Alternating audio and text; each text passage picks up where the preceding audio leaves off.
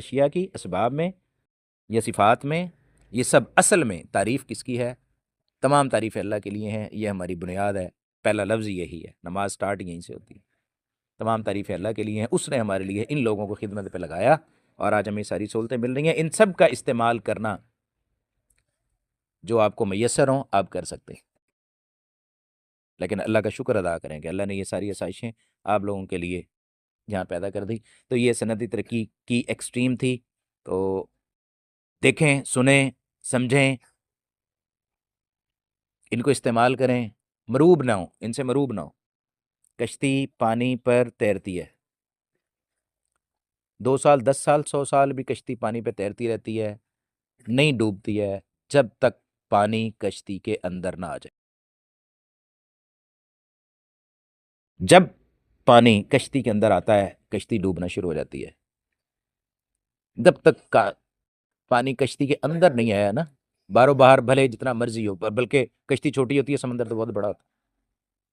یہی حال مسلمان کا ہے، اس کا دل چھوٹا سا، اس کے باہر پوری دنیا ہے، جیسے کشتی کے باہر پورا سمندر ہے، پوری دنیا ہے، اس میں مگرمچھ بھی ہیں، اس میں مچھلیاں بھی ہیں۔ کشتی نہیں ڈوبتی جب تک اس کے اندر پانی نہ آ جائے، مومن کا دل نہیں ڈوبتا جب تک اس کے اندر دنیا نہ آ جائے۔ اس کے ارد گرد بہت بڑی دنیا ہے، آسمان ہے، زمین ہے، چرند پرند ہیں، مخلوقات ہیں، خوشیاں ہیں، غمیاں ہیں، دکھ ہیں، تکالیف ہیں، مادی اسباب ہیں، رشتے ہیں۔ مومن کہیں نہیں جاتا، اس کے قلب کی کشتی نہیں ڈوبتی جب تک اس کے اندر دنیا نہ آ جائے۔ باہر لاکھوں دنیا پھرتی رہیں، کوئی پرواہ نہیں ہے، بس بچے اس سوراخ سے کہ اگر کہیں میری دل کی کشتی میں سوراخ ہوا اور دنیا اندر آ گئی، حب دنیا آ گئی، حب مال حب جا آ گئی، اب کشتی ہچکولے کھائے گی، اب اسے کوئی نہیں بچانے لگا۔ ملاح کی ذمہ داری ہے کہ اپنی کشتی کی اتنی ایک حفاظت کر لے کہ ان ساری چیزوں میں رہے، انہی میں رہ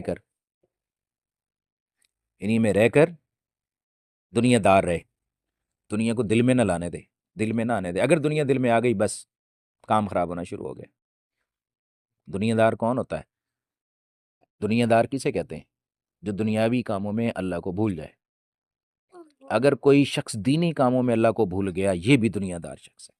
نماز پڑھی اور اللہ کو بھول کے نماز پڑھی ہے، دنیا دار شخص ہے۔ دیندار ہے وہ شخص جو دنیا کے کاموں میں اللہ کو یاد رکھتا ہے۔ اس نے کاروبار کیا ہے، یہ مستری تھا، مزدور تھا، موچی تھا، کوئی بھی اس کا شعبہ تھا، اگر اس نے اس کو اللہ کو یاد رکھا ہے، اس نے اس دنیا کے کام میں بھی یہ دیندار رہا ہے، اس نے اللہ کا کاروبار کیا، اللہ کا کام کیا۔ یہ فرق ہے۔ آپ جہاز بنائیے، جہاز اڑائیے، F-16 اڑائیے، آپ کو کوئی پریشانی نہیں ہے۔ آپ فریگیٹ اڑائیے فرانس کے، سب میرین نیوکلیئر آپ بنائیے، چلائیے، کوئی پرواہ نہیں ہے۔ یہ سب آپ کے لیے ہیں، اللہ نے کہا ہے ہم نے یہ سب آپ کے لیے مسخر کر دیا ہے۔ لیکن ان ساروں کو کرتے ہوئے اللہ کو یاد رکھیں۔ آپ دنیا دار نہیں ہیں، آپ دیندار ہیں، اللہ والے ہیں، پھر یہ کوئی دنیا نہیں ہے، یہ سب اللہ کے لیے، یہ سب اللہ کی طرف جانے کے راستے ہیں۔ یہ کاروبار اللہ کی طرف جانے کے بہانے، اللہ کی طرف جانے کے راستے ہیں، جنت کے راستے ہیں۔ جنت کا راستہ میرے اسکول سے ہو کے بھی جاتا ہے، بھائی فضل کی دکان سے بھی جاتا ہے، بھائی شاہد کی دکان سے بھی جاتا ہے، زارا زنیرہ کے ابو کی دکان سے بھی جنت کا راستہ جاتا ہے۔ یہ کئی راستے ہیں جنت میں جانے کے، دیکھنا یہ ہے کہ عمل کون کرتا ہے اس کے اوپر۔ یہ سب جنت کے راستے ہیں۔ حلال کمائی کی حلقہ سے وہ حبیب اللہ، اللہ کا حکم ہے حلال کماؤ، حلال کماؤ، اللہ کا حکم ہے۔ میں اس لیے میں اللہ کا حکم پورا کر رہا ہوں، میری عبادت ہے۔ حلال کماؤ، حلال کھاؤ، میں حلال کھا رہا ہوں، اللہ کا حکم ہے، عبادت ہے۔ یہ دنیا نہیں ہے، یہ تو دین ہے، یہ تو اعلیٰ نمبر، تو یہی تو مقصود تھا۔ دنیا کی محفلوں میں بھی وہ باخدا رہے، دنیا کی محفلوں میں بھی وہ باخدا رہے، وہ سب کے ساتھ رہ کے سب سے جدا رہے۔ جتنا مسجد میں نیک تھا اتنا ہی بازار میں نیک تھا۔ صحابہ نے حضور پاک صلی اللہ علیہ وسلم سے عرض کی کہ جب ہم آپ کی محفل مجلس میں ہوتے ہیں، دل میں جو ایمان کا درجہ ہوتا ہے نا، جب ہم بازار میں گھر میں بیوی بچوں کے ساتھ جاتے ہیں تو وہ درجہ محسوس نہیں کرتے، ہمیں لگتا ہے ایمان میں تھوڑی کمی آ گئی ہے، ہمیں لگتا ہے کہ پتنی ہم وہ مسلمان اس درجے کے نہیں رہے۔ حضور پاک صلی اللہ علیہ وسلم نے فرمایا دیکھو، جو ایمان آپ کا مسجد میں ہوتا ہے، یہی ایمان اگر آپ کا بازار میں ہو تو فرشتے آپ سے مصافحہ کریں، فرشتے آپ سے سلام کیا کریں۔ مسجد میں جتنا نیک دیندار پاک باز ہے اتنا ہی بازار میں رہے، یہ اولیاء کی صفات ہے۔ نیک آدمی کی صفات ہیں، یہ دیندار ہے۔ اگر مسجد میں رہ کے بھی اس کا دل اللہ کے ساتھ نہیں ہے، یہ مسجد میں رہ کے بھی دنیا دار ہے۔ میں دیکھتا ہوں وہاں پہ لوگ موبائل ہے، دنیا خرید و فروخت میں ہی لگی ہوئی ہے، دنیاوی باتیں۔ ہاں اگر خرید و فروخت مسجد میں بیٹھ کر اللہ کے لیے کر رہا ہے تو پھر عین عبادت ہے، یہ بھی سنیں۔ ایک آدمی نے بڑی تعریف سنی کہ فلاں جگہ اللہ والا رہتا ہے، بڑا نیک ہے، بڑا صالح ہے۔ بڑا دور کا سفر کیا، وہاں تک جا کے پہنچے تو دیکھا وہ بزرگ اللہ والے آگے کھڑے، ایک کاپی اور پینسل لی اور لکھ پڑھ کر رہے ہیں، اتنی بوریاں، اتنی گندم، اتنی چاول، اتنے ہزار، اتنے سو، اتنے لاکھ، حساب کر رہے ہیں۔ وہ پیچھے بڑا بیٹھ کے حیران ہونے لگ گیا کہ مجھے تو کہا گیا یہ بڑے اللہ والے ہیں، بڑے نیک ہیں، اپنے وقت کے ولی ہیں، بڑے ان کی دعائیں قبول ہوتی ہیں، بڑے صالح آدمی ہیں۔ یہاں میں دیکھتا ہوں تو یہ کھڑے کاروبار کر رہے ہیں، خرید و فروخت کر رہے ہیں، لکھی جا رہے ہیں، ان میں کوئی ایسی صفت ہی نظر نہیں آئی۔ انسان بعض کا یہ سمجھتا ہے نا کہ یہ دنیا کا جو کام ہے یہی دنیا داری ہے، اس کو اس کی توجہ اس کو سمجھ نہیں آ رہی ہوتی۔ اب وہ دیکھ کر دل میں کیا ہوا کہ یہ اچھا عجیب، مجھے تو کہا گیا تھا بڑا نیک ہے، بڑا دیندار ہے، اس کو تو فرصت نہیں ہے پیسے گننے سے، لین دین سے۔ دل میں کیا ہوا؟ بدگمانی آ گئی۔ رات ہی خواب میں دیکھا میدان محشر ہے، جنت میں جانے کے لیے آگے آگے وہی بزرگ پھر رہے ہیں۔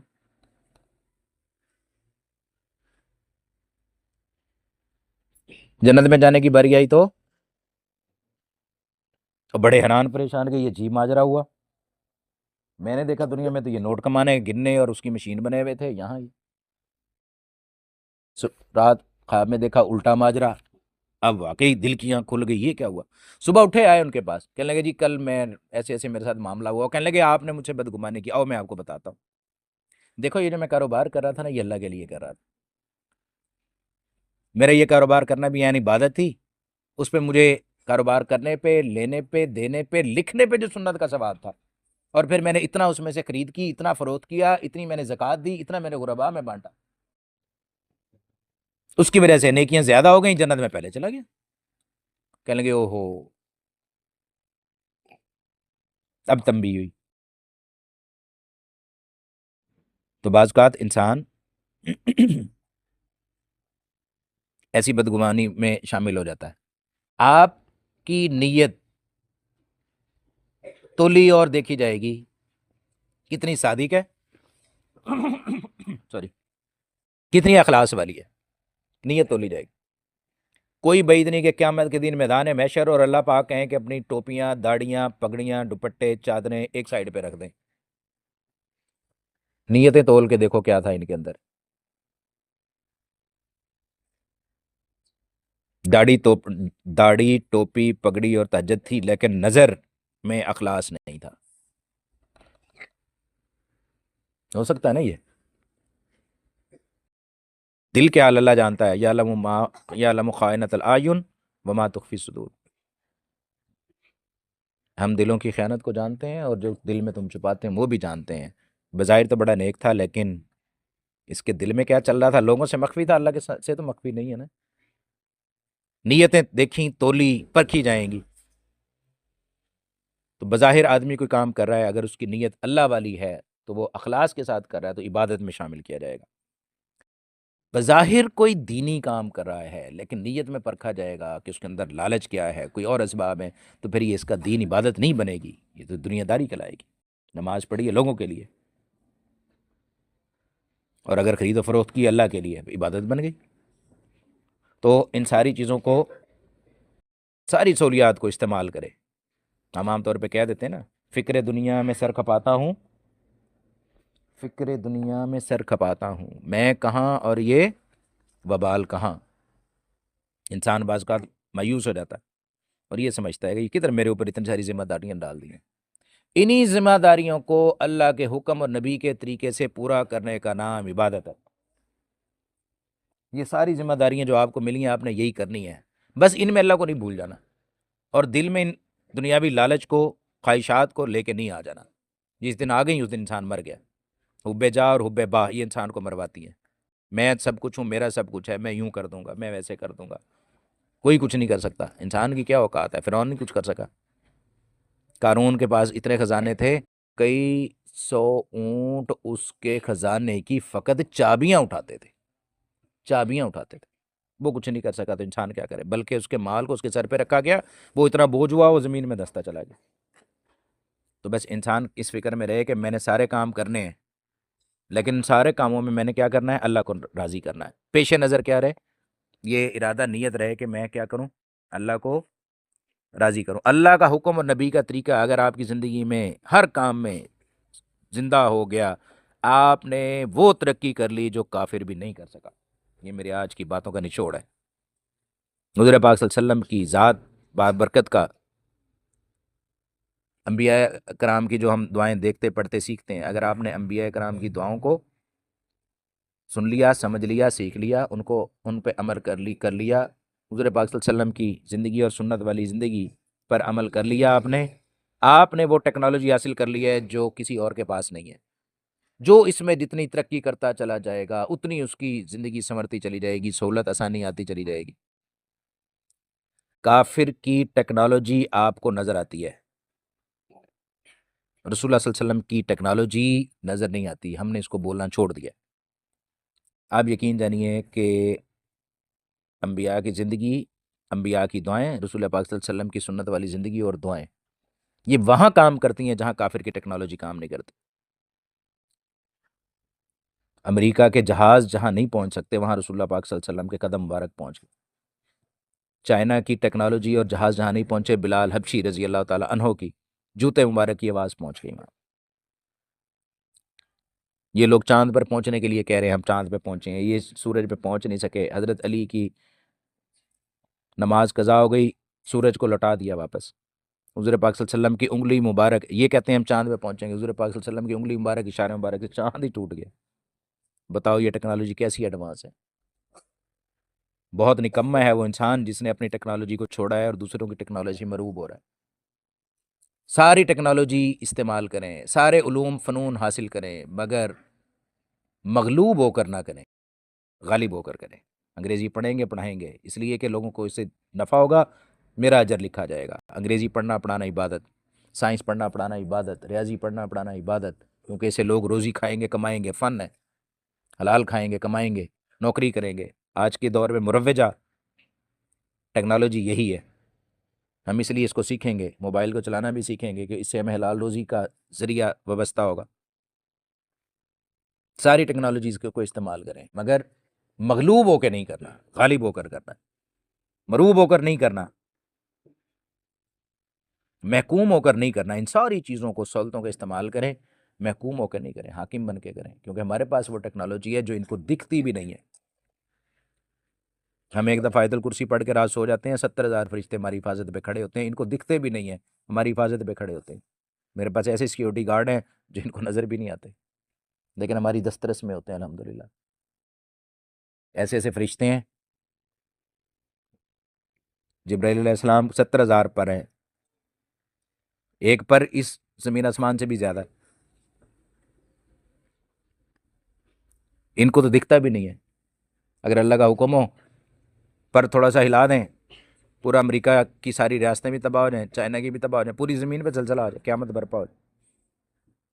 ان کو تو دکھتی بھی نہیں ہے. اتنی بڑی ٹیکنالوجی اللہ پاک نے انسان کو دے دی ہے، اس کے ساتھ لگا دی ہے، بس اس کو اس سے فائدہ اٹھانے کا طریقہ آتا ہو، پھر سب کچھ اسی کے لیے.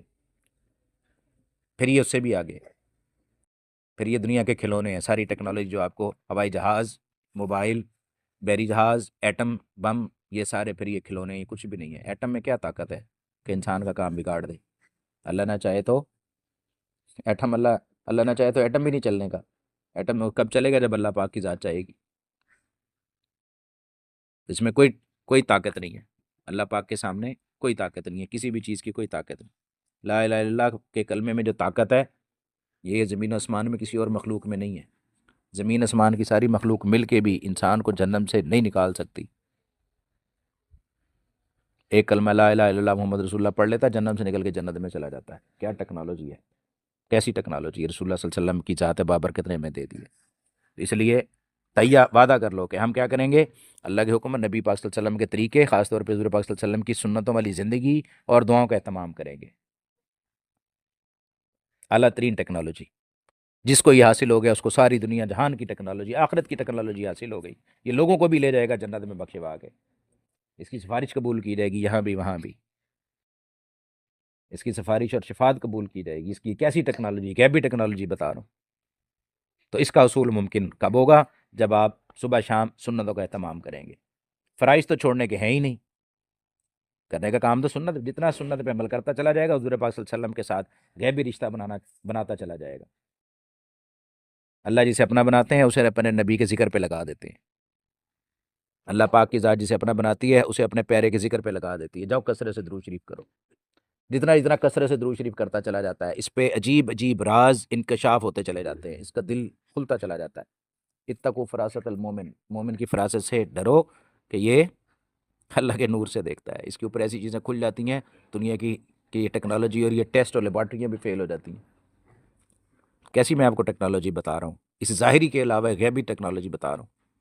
تبھی تو آگے کہتا ہے میں ڈرتا ہوں رات کو، ساری سیکیورٹی کیمرے سب لگے، میں رات کو نیند نہیں آتی ہے، دم کر دو۔